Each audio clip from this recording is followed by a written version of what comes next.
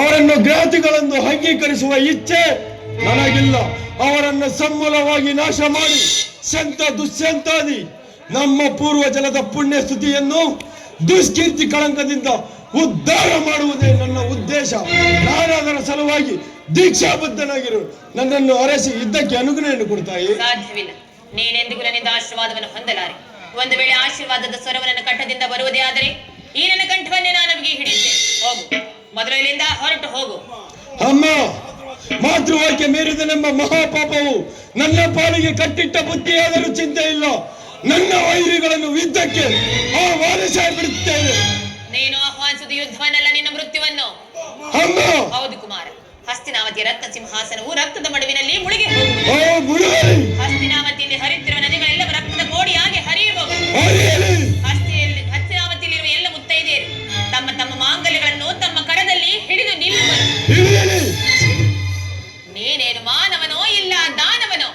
ಅಮ್ಮ, ಈ ಕ್ಷಣದಿಂದ ನಾನು ಮಾನವನಲ್ಲ ತಾಯಿ, ನಾನು ಮಾನವನಲ್ಲ. ಮಾನವ ರೂಪದ ಮಹಾ ದುರ್ದಾನವ.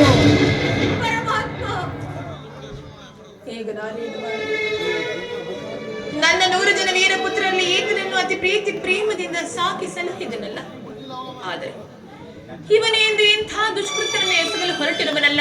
ಈಗ ನಾನೇನು ಮಾಡಲಿ? ಮಗನೇ ಎಂತಹ ಕೆಟ್ಟವನೇ ಆಗಲಿ, ಆತನನ್ನು ಆಶೀರ್ವದಿಸಿ ಕಳುಹಿಸಬೇಕಾದದ್ದು ಹೆತ್ತ ತಾಯಿಯಾದ ನನ್ನ ಕರ್ತವ್ಯವಲ್ಲವೇ? ಕುಮಾರ, ಬಾಕಂದ ನನ್ನ ಬಳಿಯಲ್ಲಿ ಕುಳಿತುಕೋ. ಒಂದು ಮಾತನ್ನು ನೆನಪಿನಲ್ಲಿಟ್ಟುಕೋ ಕಂದ. ಯಾರಲ್ಲಿ ಧರ್ಮವಿರುತ್ತದೆಯೋ ಅವರಿಗೆ ಖಂಡಿತವಾಗಿಯೂ ಜಯ ಸಿಕ್ಕೇ ಸಿಗುತ್ತದೆ. ಯದೋ ಧರ್ಮಸ್ತತೋ ಜಯಃ, ಯದೋ ಧರ್ಮಸ್ತತೋ ಜಯಃ, ಯದೋ ಧರ್ಮಸ್ತತೋ ಜಯಃ.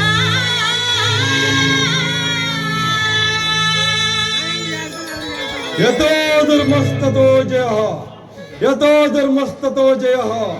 ಹಾಗಾದರೆ ಜಯವು ಖಚಿತ. ಕಾಲೋಚಿತವಾದ ಧರ್ಮಕ್ಕಾಗಿ ಪ್ರಣಬಂಧವನ್ನು ಕಿತ್ತೊಗೆದು ರಣಕಂಕಣ ತೊಟ್ಟ ಈ ಛಲದಂಕ ಮಲ್ಲ ಕೌರವೇಶ್ವರನಿಗೆ ಜಯವಾಗಲೇಬೇಕು, ಜಯವಾಗಲೇಬೇಕು.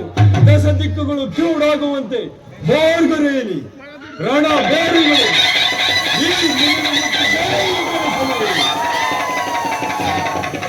ಈ ಮಂಗಳದ ಮಂಗಳಕ್ಕೆ, ಆ ಪಾಂಡವರ ಮಂಗಳಕ್ಕೆ ನಂದಿ.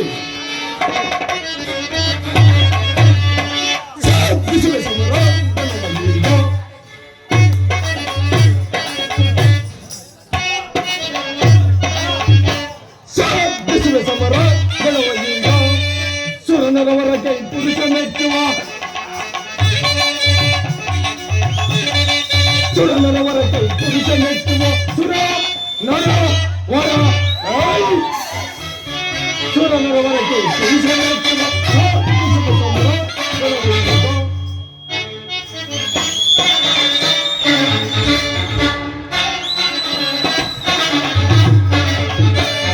ಛತ್ರಫಲದ ಪದ್ಧತಿಯನ್ನು ಕೈಗೊಳ್ಳುತ್ತದೆ.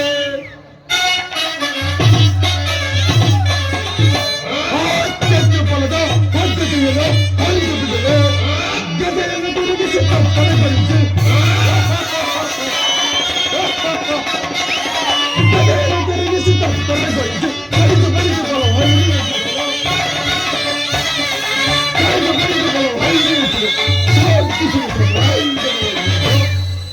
ಸುರನರವರಕ್ಕೆ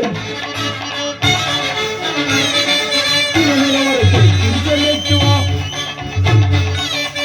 ಸುರನರವರಕ್ಕೆ ಪುರುಷ ಮೆಚ್ಚುವ ಸಮರ. ಸುರ ನರ ವರ ಸುರನರವರಕ್ಕೆ ಪುರುಷ ಮೆಚ್ಚುವ ಸಮರ ಗಣವಯ್ಯ.